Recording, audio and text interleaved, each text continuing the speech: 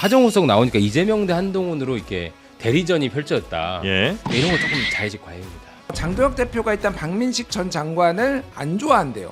굉장히 그 아주 박빙의 승부가 연출될 거라고 봅니다. 3명 다 아니면 아니 한 4대 4대 2 정도? 와 이런 선거 처음 봤어요 제가 진짜로. 진짜 모르겠다. 이렇게 이제 흥미로운 지점 하나. 김용남 의원이 소위 말해서 거물 킬러 뭐 이런 얘기가 있어요. 거물 킬러요? 2014년에 수원병 보궐선거로 나왔어요. 처음에 맞대결한 사람이 손학규. 근데 손학규를 이겨버리고 손학규가 졌어. 그래서 손학규 정계 은퇴해버렸어 그때. 12년 만에 보궐선거에 나와가지고 조국하고 붙는 거야 지금. 만약에 조국을 이기면은 거물킬러 공인 인증. 한없이 가벼운 시사 토크쇼 장르만 여의도 4월 29일 수요일 순서 시작하겠습니다. 반갑습니다. 정영진이고요. 오늘 사실 UAE가 오펙에서 탈퇴했다는 굉장히 큰 소식이 있는데 그 소식들은 저희가 이따 짜투리 뉴스에서 전해드립니다. 그만큼 더 큰 뉴스들이 본격적인 토크에서 많이 있을 거란 말씀이고요. 오늘 저희 시사 토크 컨셉은 외모 위주로 가도록 결정이 났습니다. 사전 회의에서 F4와 금잔디 이런 컨셉으로 가고요. F2부터 가면 되겠죠? 예. 네, 우리 김준일 평론가님 어서 오십시오. 제가 구준표 자리를 정영진한테 넘겨줬고요. F2 어쩔 수 없죠. 예, 얼굴 천재 김준일의 시사천국 진행자 김준일입니다. 네. 질린다 진짜 정말. 정말. 반갑습니다. 자, 그리고 보수 쪽에서는 제일 잘생기신 것 같습니다. 네. 동현정치연구소 정광재 소장님 어서 오십시오. 저는 이제 요새 밀고 있는 건 네. 연천이 낳고 동두천이 키웠다. 왜냐하면 제가 그동안 연천이 연천 낳고 유지 아들이잖아. 유지는 아니고 연천이 낳고 동두천이 키웠다. 근데 뭐 제가 앞으로 정치를 그 지역에서 하지 않을까 이런 생각을 갖고 있는데 네네. 저는 연천을 떠난 적이 없습니다. 앞으로도 떠나지 않을 겁니다. 연천. 다 외우고 있어. 떠난다면 더 큰 정치, 그렇죠. 대한민국을 위해서 더 큰 일을 하기 위해서만 떠난다. 그렇습니다. 아무리 청계천으로 가라고 그래도 안 가시고. 이 방송을 듣는 김성원 의원이 굉장히 불쾌하시겠네요. 그쪽이에요? 그래서 지금 여튼 많은 고민이 있습니다, 제가. 네네네. 자, 연천, 동두천. 여기 이제 군부대 관련된 시설들이 굉장히 많죠, 여기? 그렇죠. 네. 연천은 뭐 접경지. 근데 걔 계속 얘기해도 되나? 하세요. 우리 동네 얘기를? 네. 우리 이재명 대통령이 특별한 인생에는 특별한 보상이 필요하다라고 하면서 접경지나 이런 쪽에 많은 그 지원을 한다 그랬는데 아직 뭐 이렇다 할 지원이 없어갖고 그걸 좀 지원 좀 많이 해줬으면 이게 또 좋겠습니다. 디스를 하나? 그렇습니다. 내가 나중에 이제 의원이 되면 그 지역 발전시키겠다. 그렇죠. 네. 지원하면은 뉴 이재명 되는 겁니까? 빨리 제가 선언하십시오. 그 네. 검찰 개혁과 관련해 갖고 그 얘기 한번 했다가 정광재도 뉴 이재명이더라 이런 쇼치가 돌아갖고 제가 잠깐 곤란한 상황인데 열려 있습니다. 알겠습니다. 뉴 이재명이에요? 예, 뉴 이재명. 2060년 총선쯤 한번 바라볼까요? 그때 제가 살아있을까요? 살아있을까? 자, 그리고 이석현 평론가님 어서 오십시오. 안녕하십니까, 무당파 이석현입니다. 네. 정영진을 롤모델로 하고 있습니다. 반갑습니다. 미래의 꿈이 저랍니다. 참. 네. 그래도 F4로 단결하자. 할 말은 많지만. 그리고 제가 이제 정광재 대변인님 방송에 몇 번 봤는데 네. 그 정도 몇 개 같이 하는데 정말 매력 있습니다. 정광재 대변인님 네, 가장 큰 매력은 뭘까요? 약간 밉지 않은 꼰대. 좀 그런 게 있어요. 꼰대인 건 확실히 확인했어요. 그래요? 항상 본인 얘기로 가시고 얘기도 길어요. 라떼 얘기도 좀 하시고. 그제 라떼도 하시고. 근데 밉지는 또 않은. 아하. 또 때리면 맞아주기도 하시고. 저는 그 닮고 싶은 어른이 되는 게 꿈입니다. 혼자 톤이 달라. 자체가 이미 꼰대야. 꼰대야. 닮고 싶은 어른. 나는 커서 네. 좀 나이가 들었을 때 네. 정광재 선배처럼 되고 싶다. 그런 나 사람들이 좀 많았으면 정광재 좋겠다. 그런 롤 모델이 되고 싶은 게 제 꿈입니다. 꼰대들이 이렇게 굴하지 않아야 돼. 네. 옆에서 뭐라 그래. 아직까진 그런 분들이 없죠. 많았어요. 한때. 제 밑에서 그 인턴했던 그 언론 지망생들이 네네네. 꽤 많이 있었는데 네. 그분들이 저 부장님처럼 되고 싶습니다. 뉴 정광재. 빨리 하자. 자, 그리고 금잔디 우리 최윤경 기자님 어서 오십시오. 네, 안녕하십니까. 네, 울지 금잔디다. 않습니다. 와. 꿋꿋하게. 네. 진짜 어려움이 많았거든요, 우리 최 부장님이. 그렇죠. 네, 그러나 다 이겨내고 그렇습니다. 오늘까지 왔습니다. 그렇습니다. 닮고 싶습니다. 맞습니다. 그동안에 가장 큰 어려움은 제가 많이 겪은 거 아닌가요? 조용히 하세요. 총선 패배했지, 대선 맞죠, 패배했지. 맞죠. 캐릭터 내가 제대로 잡아줘렸다니까. 아니. 회사 꼰대. 내에서 어려움이 많아요. 네. 그럼 다 이겨냈잖아요. 힘들게. 자, 그럼 뉴스 얼른 가보겠습니다. 아이고, 여기 또 어려움을 겪고 있는 분이 한 분 있습니다. 윤석열 전 대통령의 아내 김건희 씨가 어제 이제 2심 재판이 있었어요. 예. 도이치모터스 주가 조작, 통일교 청탁, 그 샤넬 가방 있었잖아요. 그리고 공천 개입, 명태균에게 여론조사 받고 공천에 네. 개입했다. 이 세 가지 혐의로 재판을 받고 있었는데요. 항소심에서 징역 4년을 선고받았습니다. 1심에서는 도이치모터스 주가 조작을 무죄로 판단했어요. 김건희가 여기 개입하지 않았다. 네. 여기 할 정도의 실력이 없었다 이렇게 판단을 했었는데 2심은 계좌를 맡기고 20억짜리 증권계좌 맡기고 수익의 40%를 나눠 갖기로 했다는 거는 주가 조작에 가담했다는 걸로 봐야지 이걸 어떻게 달리 보겠니? 라고 이야기하면서 유죄라고 판단을 했고요. 네. 통일교 청탁, 건진법사 등을 통해서 지금 뭐 샤넬백이나 그라프 목걸이 같은 것을 받고 그 관련 청탁 등을 이제 대신 해줬다, 받아줬다라는 특가법상 알선수재 요거는 원래 1심에서는 일부 유죄였습니다.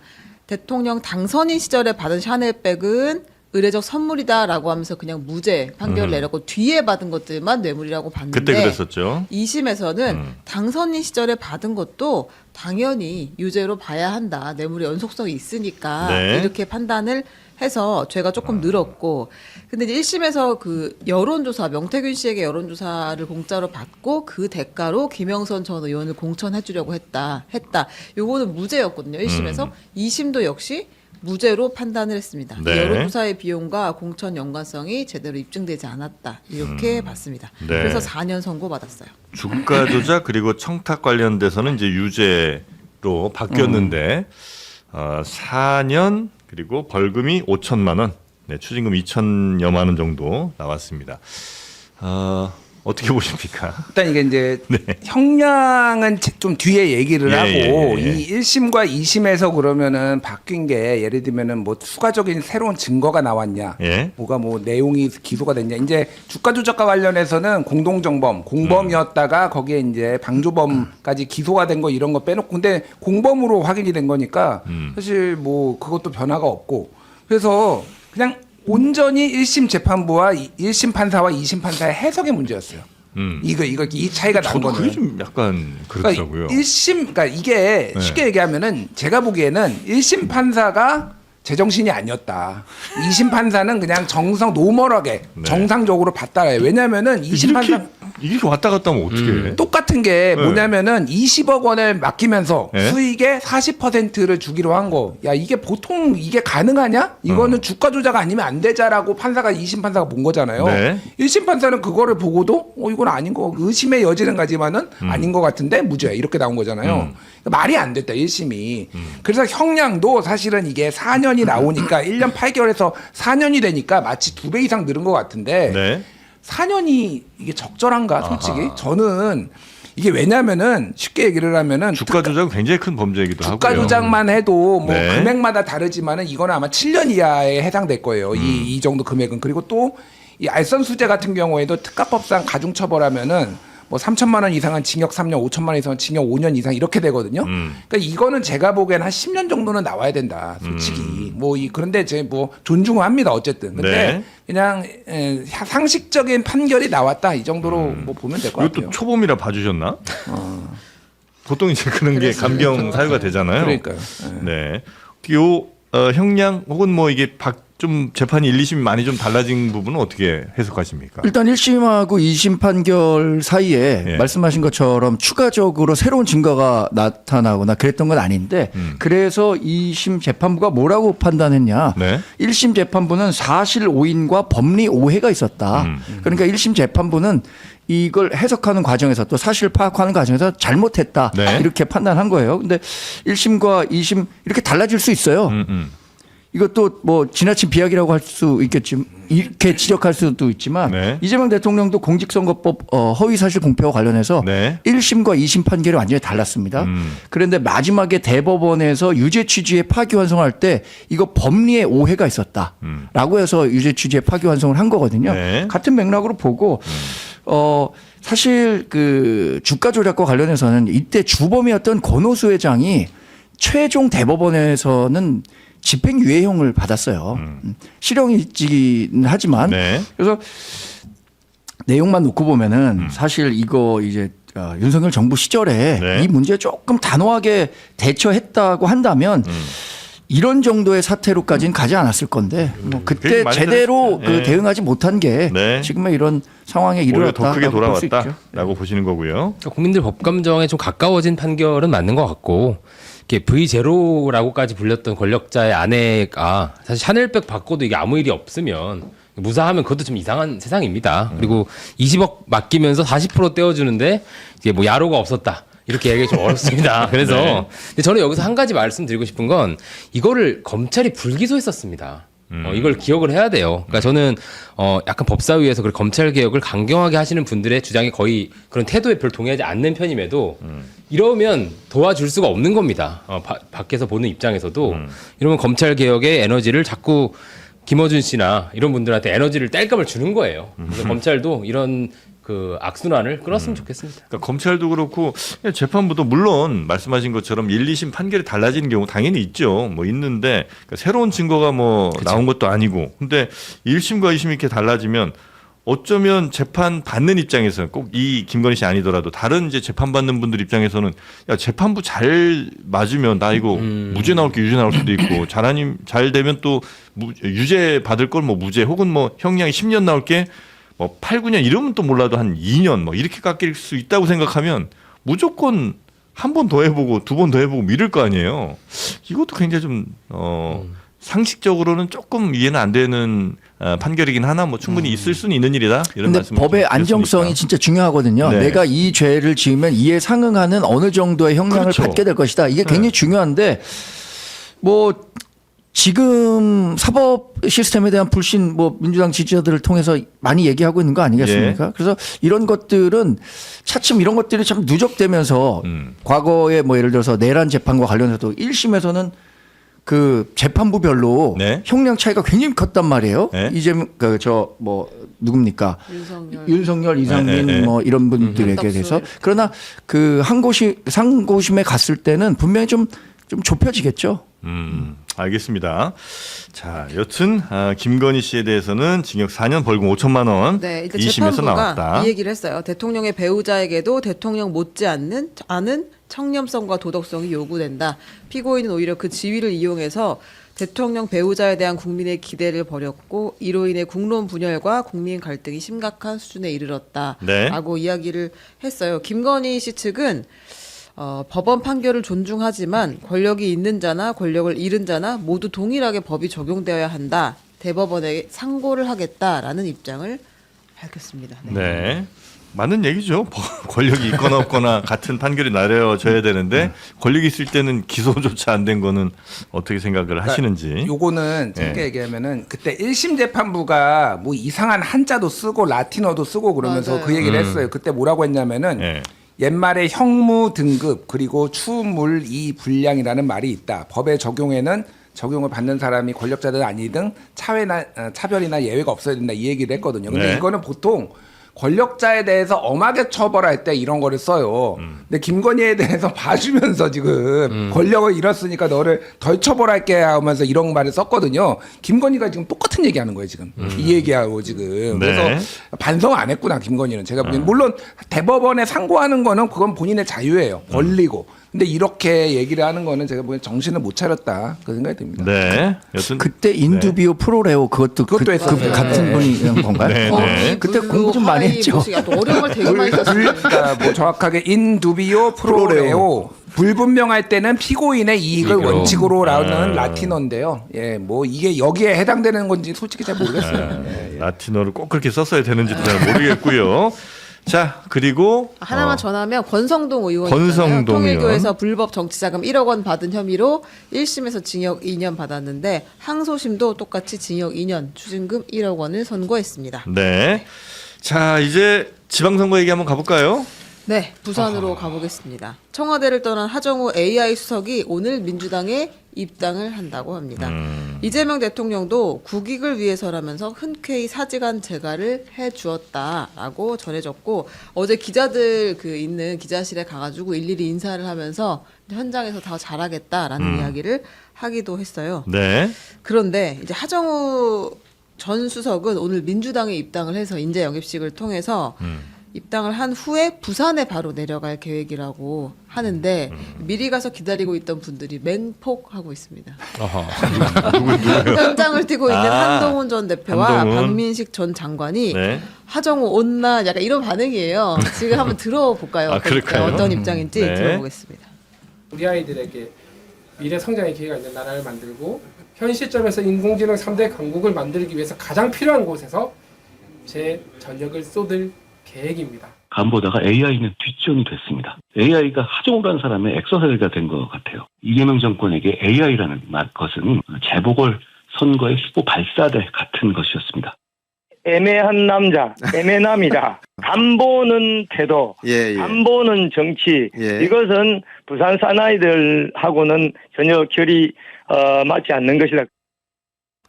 네, 애매남이다. 먼저 내려간 분들의 맹폭이 시작이 됐다는 거고요. 뭐 충분히 예상됐던 일이긴 하죠.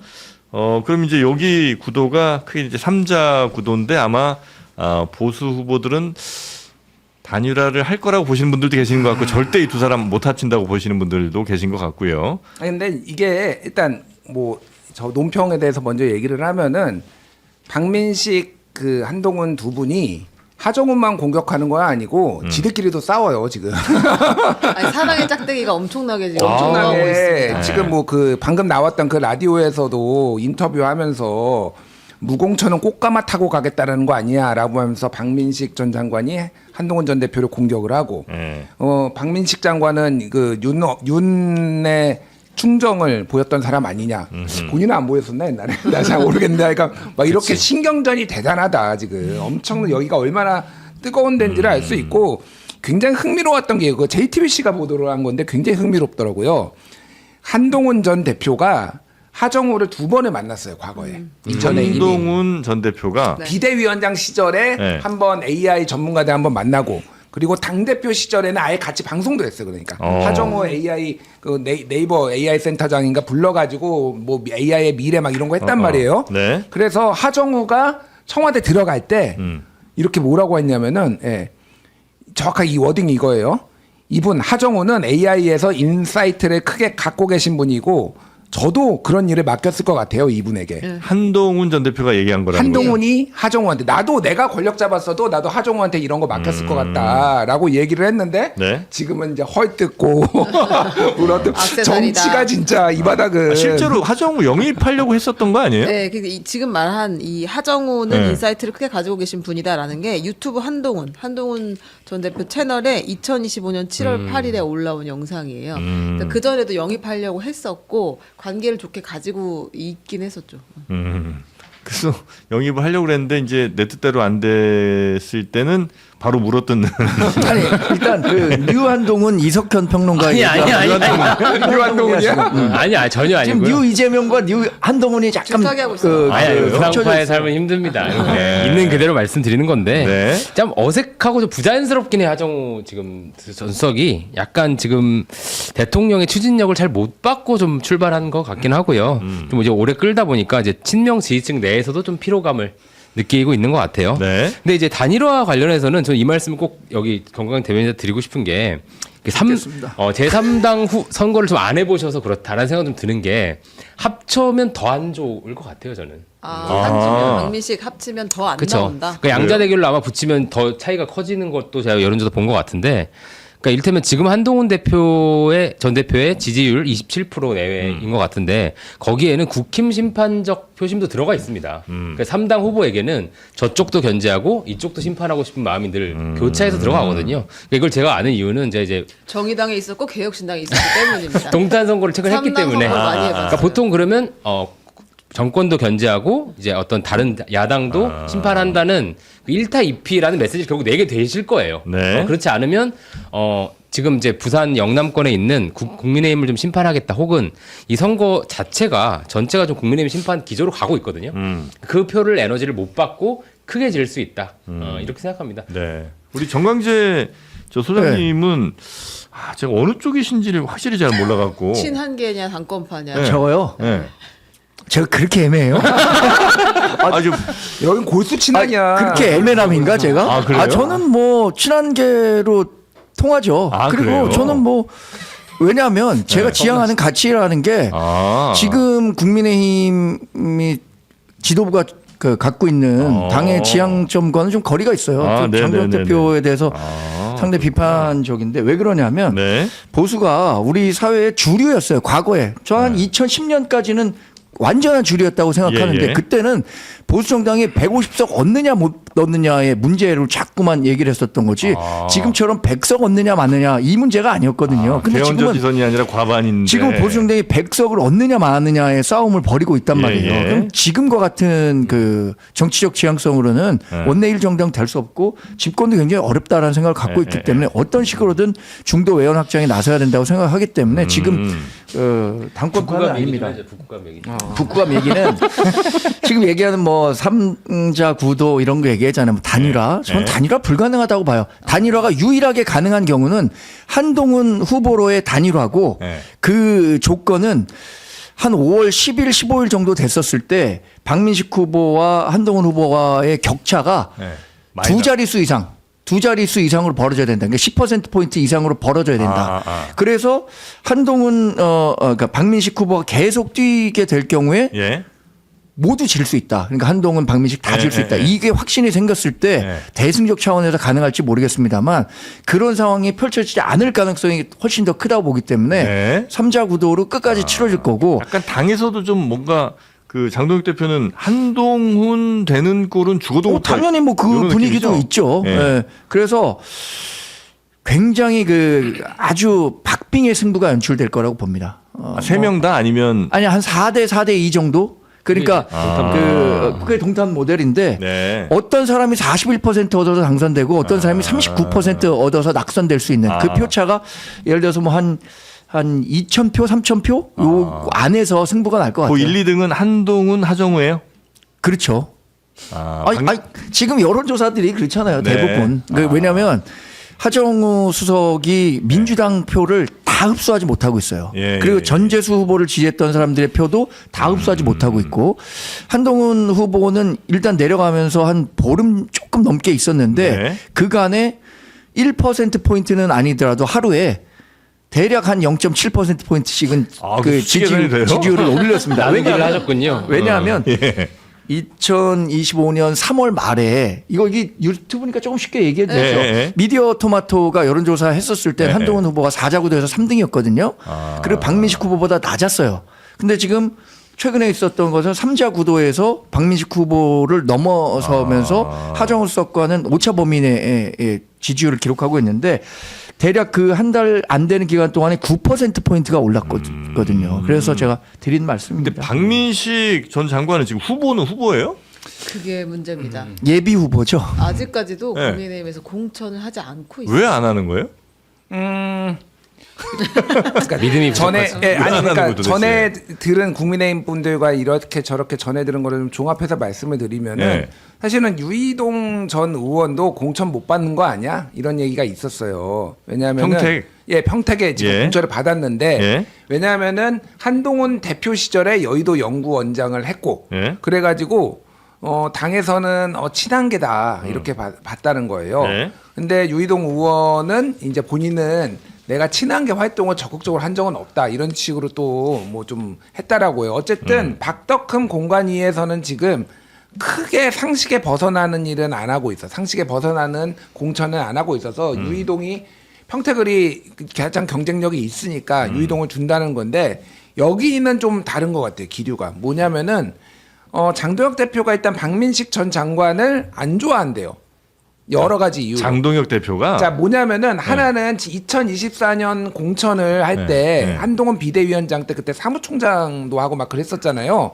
그 당시에 공천 실무를 했는데 박민식 장관이 계속 뭐 좀 죄송한 말인데 찡찡댔다라는 거예요. 장동혁 사무총장한테? 네, 뭐 그러니까 여기 공천 이제 주는 사람한테. 그래서 실제로 이제 분당에서 나오려고 하다가 영등포로 갔다가 강서까지 가고 뭐 이런 과정들이 있었잖아요. 본인이 어쨌든 밀려났는데 그래서 그때부터 별로 안 좋아하는 거고 또 하나는 방금 얘기했듯이 한동훈하고 단일화 얘기가 나오는데 본인은 단일화 안 하겠다 계속 얘기하는데 박민식은 할 수도 있어. 이 믿음이 그러니까 이런 불신이 있다라는 거 그래서 고심하고 있다 지금. 예전에 그 박민식 전 장관이 저희 방송 이제 출연한 적이 있었는데 그때가 아마 영등포를 영등포에 앞두고 맞아요. 국밥집 다니고 이발소 다니고 맞아요. 그래서 얼핏 기억에 제가 이분이 이제 여러 군데 이제 다니시다 여기로 온 거잖아요. 그런데도 불구하고 진짜 정치인들은 대단하다고 생각한 건 그 짧은 순간에도 얼마나 영등포를 사랑하는지에 대한 그 며칠 안 되는데 와 그걸 이렇게 막 설파를 해주시더라고요. 그래서 와 얼마 안 되셨는데 벌써 아니, 그 이미 영등포 주민이야. 박민식 장관이 네. 저번에 그 전에 분당 나오려고 했잖아요. 네. 그때 분당에서 유세하면서 저와 제 가족들이 아이들이 분당에서 20년 동안 살았습니다라고 유세를 했어요. 제가 그래 확인을 못했어요. 실제 살았는지 안 살았는지. 이미 분당 사람이야. 20년 분당 사람으로 20년 분당 사람으로 하다가 지금은 이제 다시 원래 부산 북구에 가가지고는 내가 여기 출신이다. 동학이다. 지금 얘기를 하고 있어요. 와, 그래서 애환이에요 정치인들의. 다 그 선거 때가 되면 네. 뼈를 묻어요 늘. 아 그래요? 대구에 지금 가장 뼈가 많습니다. 민주당 출마자들의 꼴당이야. 유시민 장관님도 예전에 뼈 묻겠다고 했는데 아직 안 묻혔네. 그 아까 이제 정광재 전 대변인이 소장님이 말씀하신 거에 대한 보론이자 반론을 좀 드리면은 그러니까 지금 선거 구도를 좀 짧게 요약해서 말씀드리면은 네. 이제 3자 구도는 보통 세 가지 유형으로 나눠요. 한 사람이 완벽하게 앞서지 않는 이상, 하나는 2강 1중, 하나는 2강 1약, 하나는 1강 2중. 이 세 가지 형태로 나오거든요. 네. 2강 1중은 어디냐면은 그 2020년에 대구의 홍준표 수성을에 나왔을 때 그때 수성을에서 홍준표가 38로 1등을 했고 무소속으로 이인선 자유한국당 후보 미래통합당이죠. 미래통합당 후보가 36, 네. 38대 36대 민주당 24. 그게 2강 1중. 2강 1중이고 2강 1약은 40%가 두 개가 다 넘거나 비슷하고 한 명이 10%대인 거예요. 네. 그게 이제 동탄에 동탄. 있을 때 공영훈 39, 네. 이준석 43, 한정민 17 네. 이렇게 나온 거고 1강 2중은 대표적인 건데 2002년 대선이 그랬어요. 그때 2002년 대선 때 이회창, 노무현, 정몽준 나왔을 때 네. 그 2002년 7월 달에 한국갤럽 7월 6일자 한국갤럽 조사를 보면은 이회창 37 여론조사입니다. 이회창 37, 노무현 24, 정몽준 22. 그러니까 둘이서 단일화를 지금 하려고 했던 거예요. 자, 근데 뉴스토마토 미디어토마토 요 여론조사 802명 부산북가 다시 소개를 해드리면은 이게 단일화 되냐 얘기해 주시는구나. 하정우 35.5, 네. 한동훈 28.5, 박민식 26. 한동훈이 오르기는 했지만은 이거는 1강 2중이에요 지금.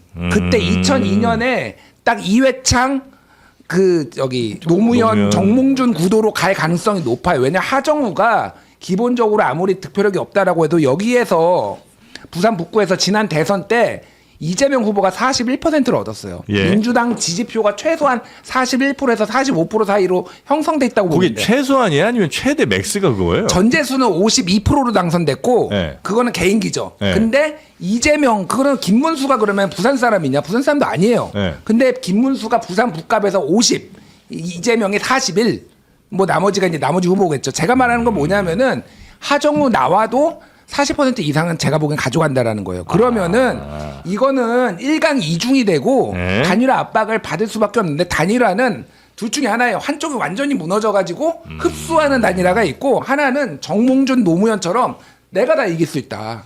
라고 해서 붙는 단일화도 있는 거예요. 그러니까 제가 보기에는 여기는 박민식과 한동훈이 내가 이길 수 있다라고 해서 둘이 같이 붙는 단일화가 이뤄질 가능성이 있다. 있다. 예. 근데 1강 2중 얘기하셨는데 아까 그 여론조사 결과가 예전에 동탄 때 초기에도 그 정도 나왔어요. 그러다가 이준석 대표가 쭉 붙은 거거든요. 그러니까 전국적 인지도가 있으면 그걸 좀 상쇄하는 효과도 가능할 수 있다라고 말씀드릴 수 있을 것 같고 네. 제가 너무 뉴 한동훈처럼 보일까봐 이제 과제처럼 몇 가지 쓴소리 아닌 쓴소리를 드리자면 전 단일화 얘기는 앞으로 안 나올수록 좋다고 생각합니다. 누구한테? 한동훈 대표한테. 그렇죠. 무조건 안 나오는 게 좋을 것 같고요. 네. 그래야 자기 자본을 가져갈 수 있고 최근에 그 하정우 속 나오니까 이재명 대 한동훈으로 이렇게 대리전이 펼쳐졌다. 예. 그러니까 이런 거 조금 자의식 과잉입니다.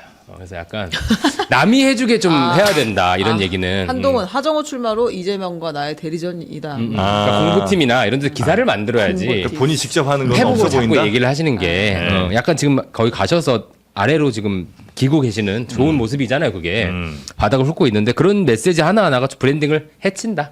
이런 말씀 드리겠습니다. 지금 두 가지 조언해 주셨는데 첫 번째 단일화 이슈에 매몰되지 않는다. 이거는 한동훈 전 대표 전혀 생각하지 않고 있습니다. 네. 3자 구도에서 승리한다라고 생각하는 거고 아까 2강 1중의 모델 얘기하셨는데 그 442가 2강 1중이에요. 거기 유권자가 12만 2천 명이거든요.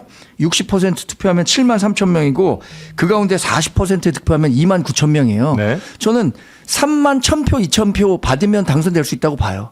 그래서 그 두 사람 간의 격차, 그러니까 한동훈, 하정우 간의 격차가 2%포인트 차이면은 1,500표 차이밖에 안 나요. 네. 그래서 마지막까지 정말 한 사람 누가 더 손 많이 잡고 다니냐, 내적 친밀감을 조직이 가지고 없어도. 있느냐. 그렇죠. 근데 한동훈 전 대표는 국민의힘 후보는 아니지만 거기에서 마지막까지 당협위원장을 하고 있었던 서명수 전 부산시장이 네.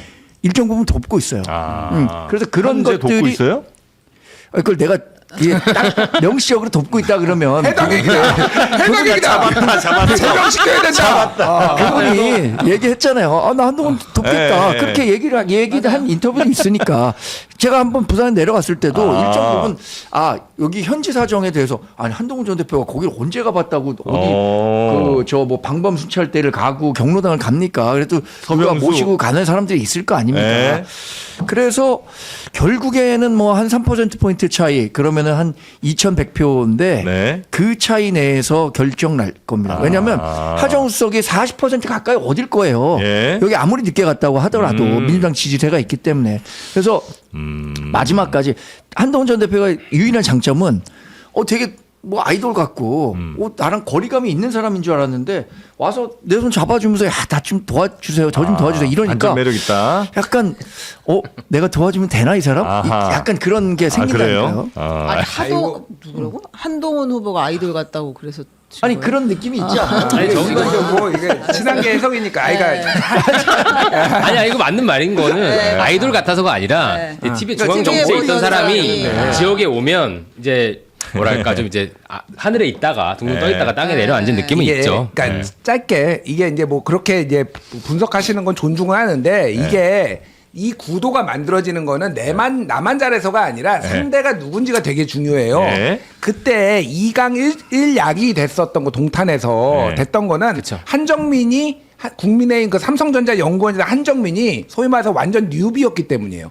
지역에서 아무도 인지도가 없는 사람이니까 17%까지 쪼그라진 건데 박민식은 여기에서 10몇 년을 정치를 한 사람이고 재선 의원까지 한 사람인데 정말로 15%뭐 이렇게 떨어질 것인가에 대해서는 저는 그렇게 동의하지 않는다라는 거예요. 그래서 1강 2중으로 갈 가능성이 높고 재밌는 거 하나. 이거는 굉장히 우리 이석현 평론가하고도 관련이 있어요. 왜요? 하정우 수석이 원래 2024년 영입인재 대상이었어요. 아하. 총선 때.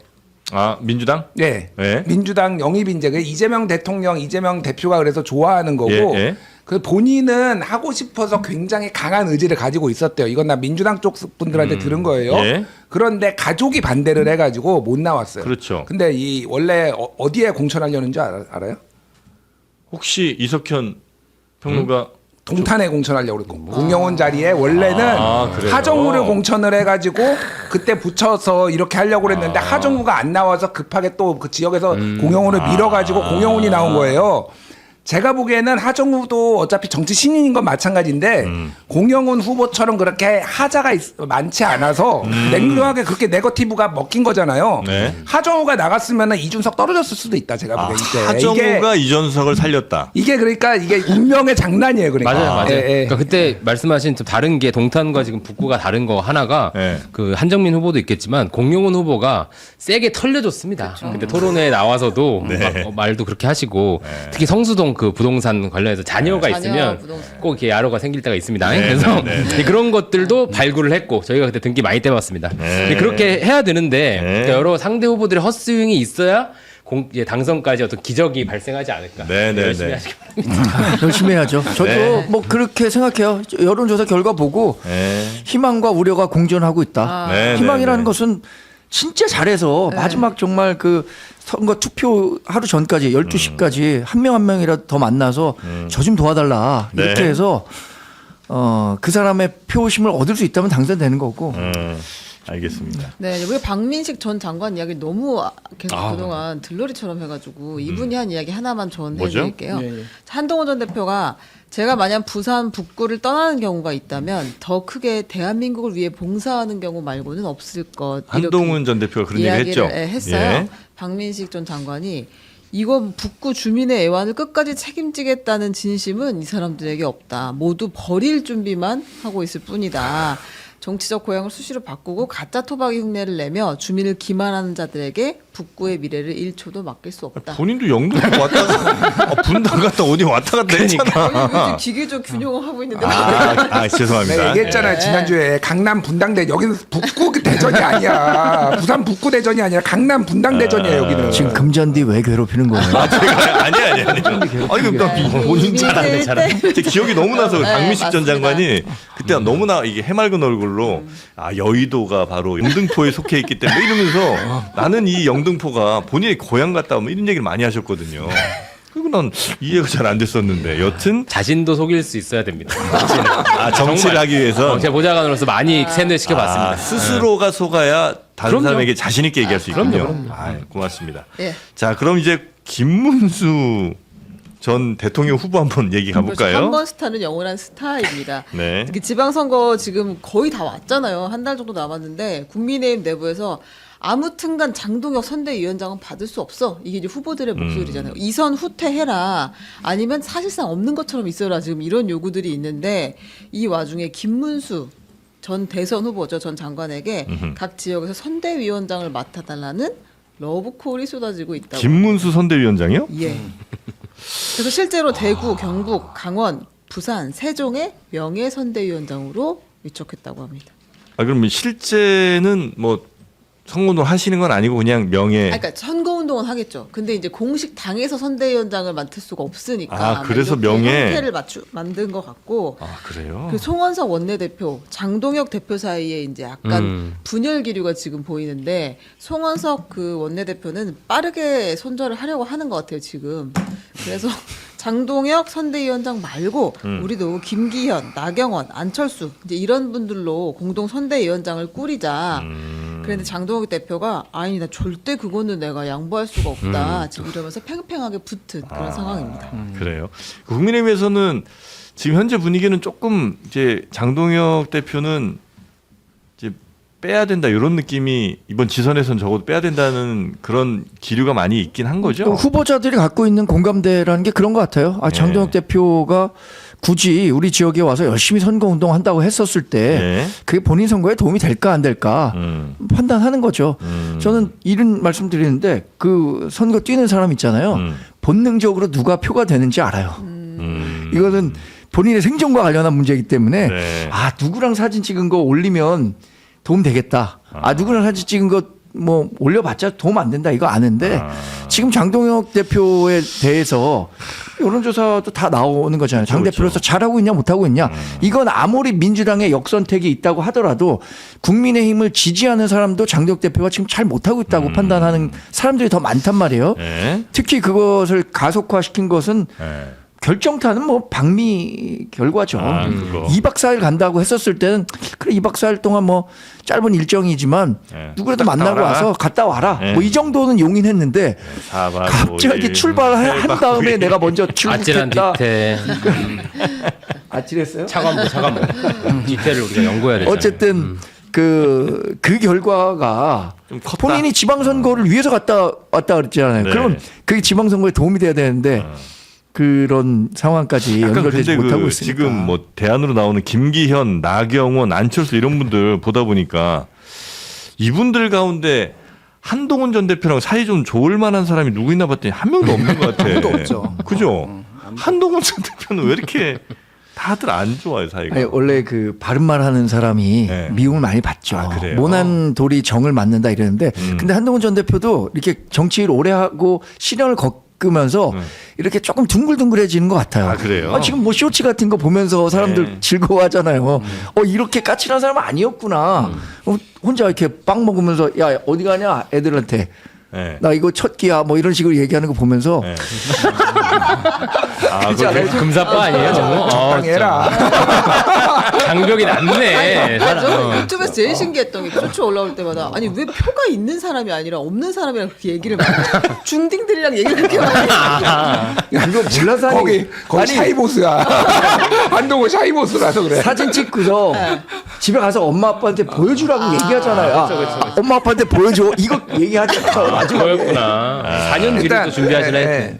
한동훈 대표랑 뭐 나경원 의원은 거의 원수지간이죠. 당 대표 선거 때 그때 와, 진짜 무서웠잖아요, 공소 그때. 취소 가지고 막 장난 아니게 싸웠고 그래서 예. 여기에서 선대위가 이렇게 막 꾸려지면은 더 이제 뭐 선대위에서 결정할 게 뭐 엄청 많지는 않지만은 이제 한동훈 대표하고는 약간 더 거리를 두는 이런 거가 갈 것 같고 김문수 후보 인기는 쉽게 얘기를 하면은 여기가 국토의 다 동쪽이잖아요. 강원, 대구, 국토요. 경북, 네. 부산 지금 선대위원장 맡아달라고 하는 게 여기에 특징이 뭐냐면은 이재명보다 김문수 득표율이 더 높은 데예요. 지난번 대선 때. 그러니까 무슨 얘기냐면 이번 원래 지방선거는 투표율이 상대적으로 낮기 때문에 총선이나 대선보다 그래서 지지층 결집도 중요하고 근데 지금 막 꼴이 엉망이야. 그런데 내가 지난번에 찍었던 후보가 돌아다니면은 이게 내가 이번 투표를 포기하려고 했던 사람들이 다시 나갈 수 이게 그러니까 무서운 거예요. 그러니까 사실은 자기가 한번 표를 주면은요 네. 거기에 대한 의무감도 생기고 거기 그런 게 있어요. 그래 뭐 그러니까 많은 김문수가 막 좋아서 찍었진 않더라도 예. 일단 찍은 행위 자체가 나를 스스로 구속한다 이거군요. 그렇죠. 그런 정치학 연구도 많기 때문에 그런 거를 보고 하는 거예요. 그래서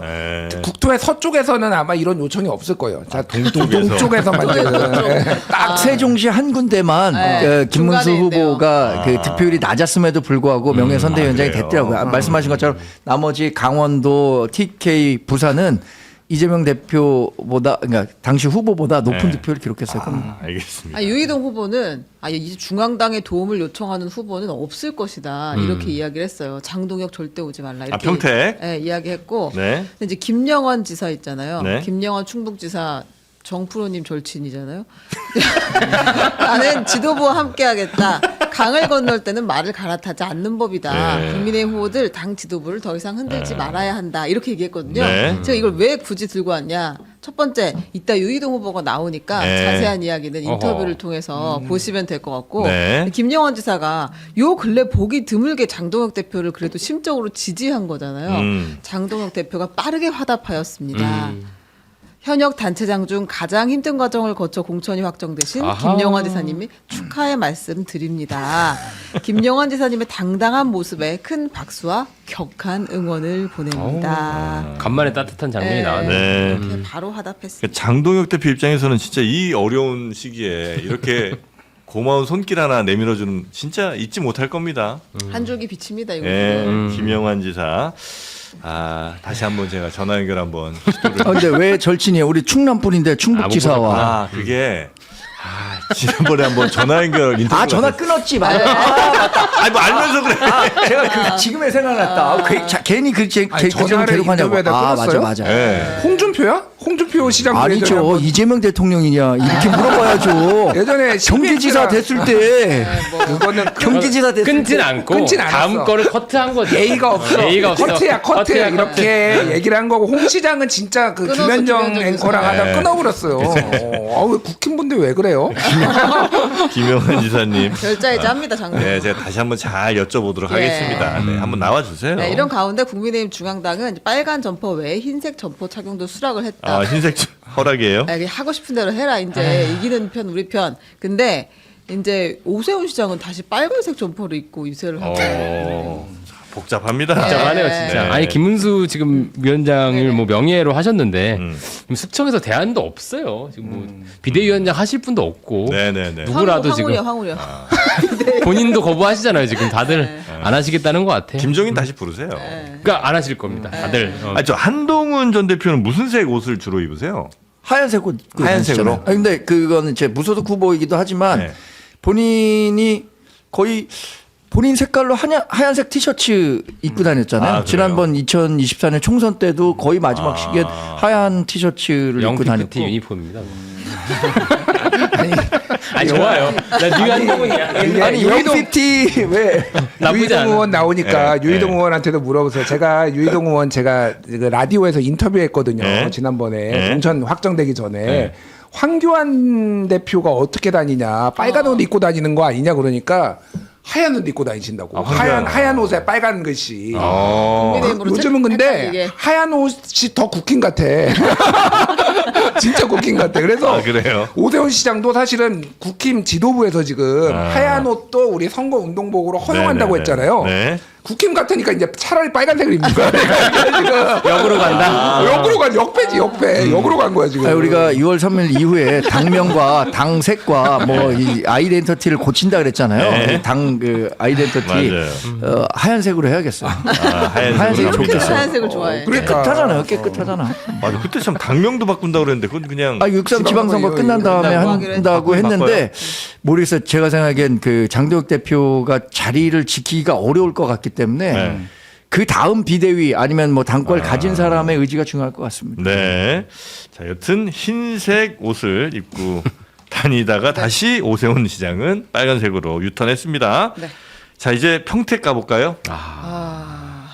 깊은 한숨. 평택 진짜 어려운 지역인 것 같습니다. 네. 뭐 평택에 지금 5명의 후보가 출마를 선언을 한 상태고 개혁신당도 후보를 낸다고 이야기를 했어요. 그럼 6파전이 되겠지요. 6파전이요. 그리고 저희가 어제 그제 계속 이제 여론조사를 봤는데 여론조사가 이제 완벽하진 않지만 현재 스코어 1강 뭐 이런 거 아니에요? 3강 2죽이라고 해야 되나요? 그러니까 다들 비슷하게 지금 득표를 하고 있는 그런 상황인데 네. 당연히 단일화 이야기가 나오니 민주당 김용남 후보가 단일화를 할 수 있으면 해야죠. 근데 지금은 너무 이른 상황입니다라고 이야기를 했어요. 요거는 잠깐 들어보고 오겠습니다. 네.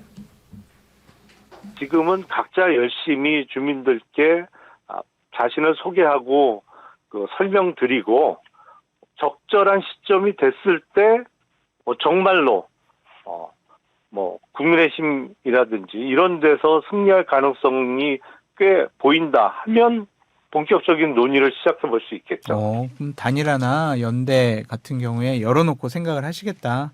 그런 식으로. 저는 열려 있습니다만 다만 그게 주 목적이 돼서 처음부터 그거를 논의할 상황은 전혀 아니다. 이렇게 말씀드리겠습니다. 네, 단일화를 뭐 벌써 이야기하기는 좀 이를 수도 있겠죠. 네, 일단 열심히 이제 해보고 그 다음에 지지를 봐가면서 단일화 얘기 나올 텐데 이게 여조를 얘기를 짧게 하는 게 좋을 것 같아요. 네. 그래도 왜냐하면 프레시안이 KSOI에 4월 25일, 26일 의뢰해서 평택시 선거구 18세 이상 703명 우선 ARS 조사했는데 김용남 의원이 확정이 안 되고 김용남을 따로 2명을 돌려본 건데. 조국 23.4, 김용남 21.4, 유이동 21.2, 황교안 12, 김재현 9.4, 그 외 인물 3.9, 없음 5.0, 잘못은 3.7. 와, 이런 선거 처음 봤어요, 제가 진짜로. 지금 20%대만 3명, 네. 10% 안팎이 2명, 그리고 이게 모름 이렇게 해서 대충 10% 나오거든요. 네. 진짜 모르겠다. 이렇게 골고루. 이게 우리나라를 압축한 거예요. 아. 맨 왼쪽부터 맨 오른쪽까지. 완전 레인보우잖아요. 네. 이게 장르만 여의도 같아. 여기도 지금 시청자들이 맨 왼쪽부터 맨 오른쪽까지 지금 다 가운데까지 지금 다 골고루 들어와서 있죠, 보잖아요. 골고루. 그러니까 네. 굉장히 흥미로운 데고 저는 결국은 네. 2강 1중 2약이 될 것 같아요. 2강 1중 1중 2약. 2강은 누구? 김용남? 그러니까 양대 정당 조직은 유이동. 네. 김용남, 유이동, 김용남이 2강이 되고 1중은 조국 그리고 황교안, 김재현 두 분이 이제 2약이 될 것 같아요. 네. 그래서 단일화 논의는 한쪽에서 움직이기 시작하면은 반대쪽에서도 같이 움직일 수밖에 없다 이거는. 그렇게 될 것 같아요. 그래서 보수가 먼저 단일화 얘기가 나오느냐 아니면은 민주진보가 나오느냐. 네. 근데 김용남 의원은 오히려 단일화에 적극적이에요, 솔직히. 김용남 의원이? 김용남 무슨 얘기냐면은 네. 단일화하면 내가 양보하는 게 아니라 여조로 돌려서 만약에 하면은 내가 이긴다라는 거예요. 그래서 뭐라고 했냐면 조국 대표한테 국힘 제로를 실천하기 바란다. 국힘이 당선될 것 같, 유이동 의원이 당선될 것 같으면은 네. 단일화하자. 근데 내가 양보는 없어. 나는 이거는 여론조사로 돌려볼 거야. 이렇게 이제 가야 하겠다라는 거예요 지금. 황교안 후보 입장에서는 단일화를 만약에 혹시 하게 되더라도 뭐 국민의힘에서 뭐 받을 것도 없고 뭐 잘해줄 것도 아니고 무슨 이유가 있어서 이익이 있어서 저 단일화에 응하겠어요? 아니 유희동 의원 나오신다고 하니까 네. 한번 물어보시면 되는데 본인 지금 제로에 수렴한다고 했잖아요. 단일화 가능성. 네, 그죠. 그래서 거기 당연히 안 할 것 같고. 단일화 안 할 것 같고요. 조국 김용남 못할 것 같은데. 황교안 전 대표도 네. 본인이 갖고 있는 그리고 또 지금 당 대표든가 그분이 그래서 그 단일화에 쉽게 응하지 않을 거예요. 아니 단일화하면 본인이 질 게 뻔한데 네. 단일화 하려고 그러겠습니까? 끝까지 그러니까요. 뛰려고 그랬지. 단일화 어렵다고 보고 제가 김용남 전 의원께는 첫 번째 단일화 관련해서 질문이 오면 네. 형님 그 내가 1등 한다는 각오로 뛰겠다 여기까지만 얘기하라 그랬는데 뭐 단일화 가능성을 열어둬 갖고 출마와 동시에 단일화 가능성도 그러니까. 열렸어요 지금. 아니 뭐 앞으로 안 할 가능성이 높으니까 뭐 열려 있는 것처럼 할 수도 있다고 생각하고 네. 저는 그거 보면서 아 선거 많이 해보셨구나라고 오히려 느꼈던 것 같아요. 근데 이게 점점 단일화할 이유가 적어질 것 같고 이제 말씀하신 대로 2강 체제가 거기 조국 대표가 2강에 못 들어가는 네. 상황이 될 것 같아요. 이게 민주당 입장에서도 특히 김용남 후보 입장에서도 단일화나 이런 걸 해서 같이 유세차에 올라가서 손을 벌쩍 들고 이런 거 하지 않습니까 막판에 부담스러울 거예요. 나중에 이제 합당 논의 이런 데도 네. 소위 이재명 후보 한 명의 입을 막는 효과가 될 거거든요. 그런 게 근데 그런 면에서 여러 고민이 들 것 같아요. 네. 그리고 조국 혁신당에서는 뭐 지금 김용남 전 의원의 과거 뭐 발언 같은 거 계속 뭐 파묘하면서 공격하고 있고 심지어 뭐 얼마 전에는 그 신장식 의원이 뭐 사과하고 반성문 쓰고 오라고 그래서 그게 근데- 또 이슈가 좀 되기도 근데 했었죠. 더 얘기 안 할 것 같아요. 제가 보기에는 네. 그거 얘기해서 조국 대표 측이 딱히 이득 볼 것 같지 않습니다. 그러니까 아. 그때 조국 사모펀드가 무죄를 받긴 했지만은 조국 네. 대표가 그 오촌 조카 그 조범동 씨는 자본시장법 위반으로 됐고 일단 그 사모펀드를 만들려고 민정수석의 가족들이 그렇게 움직였다라는 거 그리고 직접 조국 대표가 출근까지 해서 그 계좌에서 돈 쏴준 거 뭐 이런 거는 다 나온 얘기고 팩트거든요. 네. 그게 제가 보기에는 다만 무르익지가 않았어요. 그 전에 터져버려서 지금 여기에서 지금 멈춘 거라고 보는데 네네. 이 얘기가 계속 나오는 게 좋겠냐 그 생각이 들어요. 그래서 더 하지 않을 거고 굉장히 흥미로운 지점 하나. 김용남 의원이 소위 말해서 거물 킬러 뭐 이런 얘기가 있어요. 거물 킬러요? 무슨 얘기냐면은 네. 2014년에 수원병 그 팔달구 거기에 보궐선거로 나왔어요 처음에. 그때 맞대결한 사람이 손학규 아, 그래요? 후보였어요. 근데 손학규를 이겨버리고 손학규가 졌어. 그래서 손학규 정계 은퇴해버렸어 그때. 근데 이번에 다시 12년 만에 보궐선거에 나와가지고 조국하고 붙는 거야 지금. 만약에 조국을 이기면은 거물 킬러 공인 인증. 근데 조국 대표가 정계 은퇴할 것 같지는 않고 어쨌든 그런데 다 보궐선거만 나와서 지금 다 꺾는다 지금. 그 김용남 전 의원은 그 거물들하고 싸웠을 땐 이겼는데 소소한 후보들하고 싸웠을 때는 다 졌어요. 김영진 의원한테 저 수원시장 김영진 의원 그러니까 그거를 좀 그 유념해 주셔야 됩니다. 큰 싸움에 강하고 작은 싸움에 약한. 네. 이번에 어쨌든 전국적으로 가장 관심받는 지역 두 개면 부산 북갑이랑 평택일 거 아니에요, 네. 그죠? 그리고 김재현 후보가 어떻게 할지도 사실은 중요한 포인트가 될 것 같아요. 김재현 후보가 조국 후보랑 단일화하기는 매우 어려워 보이고 차라리 김용남 후보랑은 할 가능성이 그건 가능성이 있을 것 같아요. 아유, 노선적으로 너무 멀어요. 멀어요? 아니, 김용남, 김재현은 민주당과 진보당의 그러니까 지금 이제 이재명 후보가 협력 측면에서 중도 클릭하는 후보가 가장 왼쪽에 있는 후보랑 해서 효과가 있을까요? 저는 중도표 다 날라가는. 오히려 중도표가 날아간다. 네, 그럴 것 같은데 이게 자꾸 약간 여의도 그 방정식 같은 거예요. 이게 두 개를 합치면 이게 될 거다. 근데 예. 막상 유권자들의 인식은 좀 다를 것 같습니다. 그러면 그냥 5파전으로 그 6파전 아니면 개혁신당에서 가요. 6파전을 재밌어요. 해서 6파전 해갖고 파전은 그게 아니라 저도 6조각으로 나눠야 돼. 다섯 조각으로 나누기 어려워. 그렇죠. 이렇게 나눌 이렇게 하면 네. 6파전이죠. 6파전. 6파전 가겠습니다. 알겠습니다. 그러면은 사람들이 관심 갖는 게 그걸 것 같아요. 황교안 전 대표와 그 김재현 후보가 누가 더 많이 가져갈까? 이것도 근데 굉장히 굉장한 궁금할 것 관심사입니다. 같아요. 그리고 표밭이 명확하게 두 사람 우리 다 있는 스펙트럼이 것 이렇게 같아요. 긴데 긴 상황에서 김재현 후보는 그 일단 거기 이제 많은 노동자분들의 노동자분들이 있고 열렬한 지지가 또 그 있고 황교안 전 후보, 황교안 전 대표 같은 경우에 또 부정선거를 열렬한 비롯해서 이 열렬한 지지층이 있으니까 네. 각각의 팬덤이 있잖아요. 평택이 진짜 골고루 윤택한 그러네. 숙소판이네요, 지역이네요. 진짜. 바로미터. 적과꼬리 흐르는 땅이네요. 예. 가나안 같은 곳. 자, 하여튼 평택은 계속해서 관심이 많이 가고 있는 곳이고요. 네. 자, 그리고 이거 요건 하나 꼭 전해야 될 것 같습니다. 네. 호남에서 돈봉투 이야기가 또 나왔어요. 아하. 민주당 순천시장 후보로 확정된 손훈모 후보가 후보의 선대위원장이 사업하는 모 씨에게 돈을 받은 것으로 보이는 녹취록이 터졌습니다.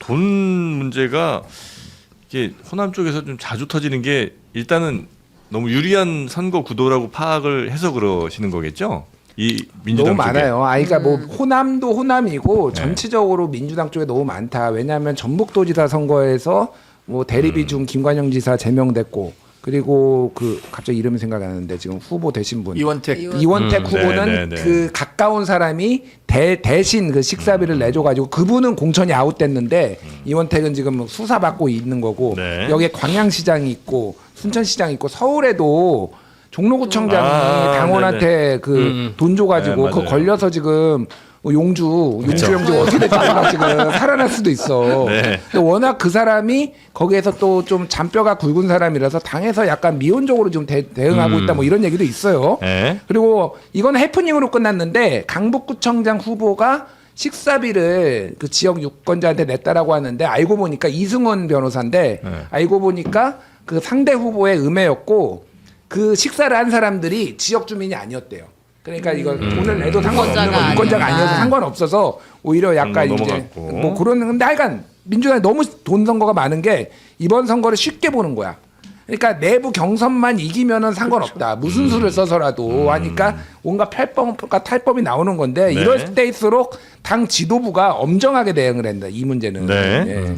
그러니까 국힘은 질 것 같으니까 별로 이렇게 돈 쓸 그 가성비가 안 되는 거고요. 근데 강남권이나 이런 데는 네. 뭐 암암리에 국힘도? 있을 가능성도 있다고 그냥 망상을 펼쳐봅니다. 네. 근데 저는 이런 생각도 해요. 이 특정 지역에서 특정 후보가 되면 특정 정당의 후보가 되면 당선된다. 근데 그 지역의 단체장뿐만 아니라 의회도 기초의회가 이 저 단체장이 제대로 예산을 집행하고 있는지 감시해야 되는데 다 같은 편이에요. 그렇게 되면 네. 그러니까 이거 하면은 분명히 챙길 게 많다. 그 경험적으로 다 알고 있는 거죠. 그렇죠. 그래서 이런 문제들이 발생한다고 봅니다. 네. 그 이번에 어디에서 조사했던데 시도의원들 후보 쭉 조사해 보니까 36%가 전과자인데 심지어 15범이 있더라고요. 많이 사실 모으셨네. 웬만한 그러네요. 보통 사람들도 선거 나가는 사람 아닌 사람도 15범 하기는 쉽지 않잖아요. 이명박을 이겼는데 그래서 왜 자꾸 이재명 대통령도 전과 사범이에요. 근데 이재명 대통령이 그렇게 얘기했지 않습니까?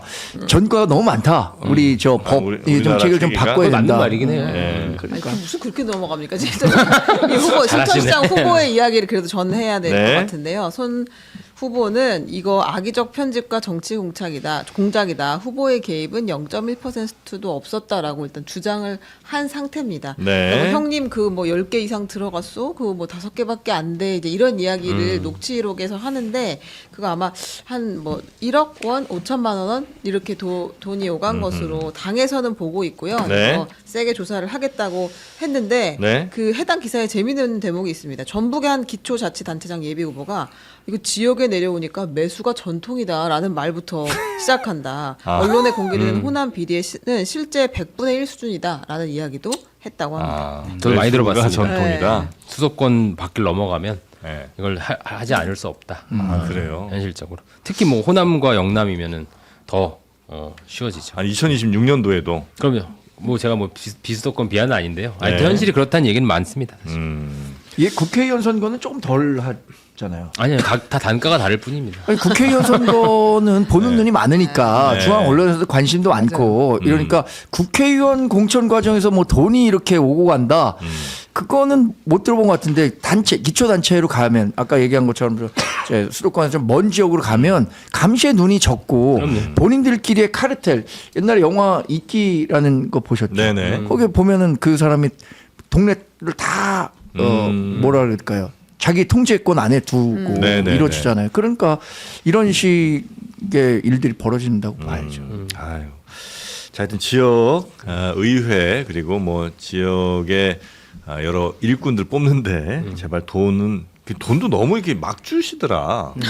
그냥 이렇게 쥐가서 20만 원 꺼내서 국대가리가 없어. 그냥 이렇게 줘. 되게 일상적으로 이게 무슨 용돈 주는 것도 아니고. 자, 여튼 그런 건 좀 근절이 돼야 될 텐데 잘 안 되고 있다 아직도. 네. 뉴스 하나만 짧게 볼까요? 이거 할까요? 네. 쌍방울 대북송금 사건으로 기소돼서 재판 중인 김성태 전 쌍방울 회장이 어제 국회 국정조사 청문회에 출석을 했습니다. 김성태 회장이 한 얘기를 그냥 짧게 전할게요. 그분 이야기 있었잖아요. 대장동 그분. 네네. 네. 이 그분이 이래저래 나오는데 저는 그분을 본 적도 없고 대가를 받은 적도 없다. 받은 것도 없다라고 이야기하면서 이재명 대통령과의 연관성은 부인을 했습니다. 네. 다만 이제 이화영 그 전 지사와 관계해서 800만 달러를 송금한 것은 인정을 했습니다. 그리고 그 연어 술 파티에 대한 질문을 계속 받았거든요. 회유가 있었느냐. 이제 아우 진짜 제가 나이가 60이 다 돼가는데 그 먹는 얘기 좀 그만 좀 하라고. 술 안 마셨다. 술 안 먹었다. 그리고 내가 어떻게 김밥 하나 얻어 먹었다가 망신당해서 그 뒤로는 구치소 왔다 갔다 할 때 뭐 먹지 않았다. 먹은 얘기 이제 그만하라라고 이야기를 했고 네. 제가 본 박상용 검사 참 열심히 했다. 살이 15kg나 빠질 정도로 수사를 참 열심히 했다라는 이야기를 했고요. 그리고 이재명 대통령 만난 적 없다. 핵심은 대통령과는 무관하다. 이화영과는 같이 일한 거 맞다. 검찰은 수사 제대로 했다. 요 정도죠. 예, 그리고 윤석열 정권이랑 이재명 정권이 지금 다른 게 뭐냐? 왜 이렇게 우리를 탈탈 터냐? 이 얘기도 했습니다. 그 얘기는 왜 했는지를 모르겠어요. 윤석열 정권과 이재명 정권이 다를 바가 없다? 무슨 의미입니까? 이거? 딜이 안 된다는 얘기지. 그래요? 이분 입장에서 재판이 지금 제일 중요하니까 얘기를 많이 못 하실 것 같은데 근데 저는 그 얘기는 제일 웃겨. 나이 60인데 어느 거 저는 그분 진술 중에 가장 진정성 있는 진술이었다. 그런 생각이 들고 애초에 여기서 주목할 거는 이제 가족 지인 집어넣는 게 가장 큰 압박이었다고 얘기하잖아요. 뭐 검사가 이렇게 회의 협박하는 것보다. 네. 그러니까 이런 협박용 인지수사 이런 걸 개혁하는 게 검찰 개혁입니다. 지금 법사위원들이 너무 샤우팅하고 계신데 쇼츠 만들라고 이런 거에 집중했으면 좋겠다는 생각이 들었습니다. 진짜 계약해야 될 걸 좀 잘 네. 했으면 좋겠다는 말씀.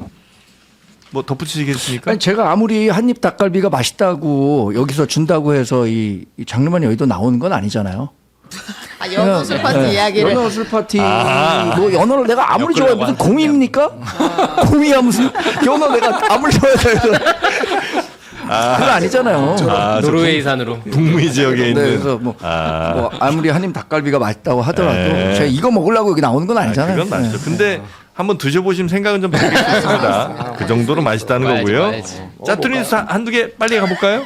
네. 그 MBC에서 드세요. 드시면서 들으면 됩니다. 이거는. MBC 뉴스데스크가 주말에 그 앵커 클로징 멘트로 이렇게 이야기했어요. 추경호 그 전 원내대표의 대구시장 공천을 비판하는 거였죠. 그러니까 추경호라는 사람은 계엄 해제 투표할 때 그때 이제 불참하고 계속 방해하려고 했던 사람 아니냐. 내란 중요임무 종사 혐의로 기소된 피고인인데 이걸 광역시장 후보로 내세운다는 게 어떤 의미인지 묻고 싶다라고 MBC에서 클로징 멘트를 했고요. 국민의힘에서 대노해가지고 야 MBC 사과 안 할 것 같으면 우리는 취재도 안 받아줄 거야. 취재하지 마. 유권자의 판단을 특정 방향으로 몰아가려는 선거용 멘트하는 건 선거 개입이야. 라고 이야기를 했습니다. 네. 이건 제가 짧게 좀 의견을 드리면은 의견에 대해서는 언론의 의견이잖아요. 이건 앵커 멘트의 의견이잖아요. 네. 의견에 대해서는 그냥 그대로 받아들이면 돼요. 정치권이 의견 가지고 시비 걸면 안 된다. 팩트에 대해서 팩트를 왜곡했다라는 언론사가 이런 거는 아니면 이제 진짜 선거 국면에 들어가 가지고 이제 뭐 정확하게 이를테면 막 시간 초까지 계산하면서 뭐 후보자들 토론한다든지 뭐 이런 거 가지고는 할 수 있는데 논조 가지고 그 앵커 의견 가지고 하면은 이건 답도 없어요. 그리고 이 MBC를 보시는 분들이 뭐 진보 성향이 많으니까 이렇게 생각하니까 이걸 또 한 거 아니에요. 그러니까 어차피 그거는 그렇게 판단하시는 분들인 거고 이거 보고 동의 안 하는 분도 있고 동의하는 분도 있잖아요. 이렇게 언론하고 국힘이 싸우려고 하면 안 된다. 그리고 뭐 틀린 얘기도 아니지 솔직히. 뭐 그렇게 보는 분들도 있어. 그러니까 이거를 가지고 국힘이 싸워서 얻은 이득이 그러니까 보수 결집을 한번 해보려는 것 같은데 결집도 안 돼요. 제가 보기에는. 네. 근데 이게 거의 다 동의하는데요. 그런 멘트를 언론이 했을 때 시장적 평가를 이제 받으면 된다는 얘기인 것 같고 말씀하신 대로 그런 시장적 평가는 이제 국민의힘 보수 정당이 보통 그런 세계관을 탑재해야 되는데 그런 게 전혀 안 되는 것 같습니다. 오히려 보수 정당이라면 언론의 자유에 대해서 더 강하게 얘기를 그럼요. 해야 되는데 보수는 자유죠. 네. 그런데 반대로 이야기하고 있는 것 같다는 말씀. 한입 닭갈비를 먹고 나니까 생각이 좀 달라졌어요. 그렇죠. 오셔야 너무 되겠죠. 맛있네요. 네. 근데 그 MBC는 있잖아요. 굳이 그렇게 본인 지상파 그러면 오해받을 만한 정도의 이야기는 하면 안 되죠. 저는 뭐 그거 잘했다고 뭐 그거에 대해서 국민의힘이 막 문제를 강하게 제기하는 것에서 동의하지는 않지만 MBC도 잘한 건 없다. 그러니까 이게 공영방송 이래서들이 문제가 생기는 거예요. 저도 이제 과방위원 보좌관 오래 하면요. 네. 딱 정권 바뀔 때마다 딱 팀만 바꿔서 서로를 조집니다. KBS, MBC는 맞으러 오는 거예요. 그리고 되게 웃긴 것도 많은 게 MBC에서 1번부터 국정감사 때 10번까지의 아이템 중에 왜 다 민주당 의원실 것만 있냐. 근데 그거는 민주당이 MBC를 선호하니까 의원실을 주는 거예요, 그냥. 자연스러운 결과인데 그런 걸로 하루 종일 얘기합니다. 그래서 차라리 이럴 거면 민영화해라 이런 얘기도 나오는 이유인 것 같아요. 민영화는 너무 나갔고 다 먹었어. 맛있어. 다 먹었어.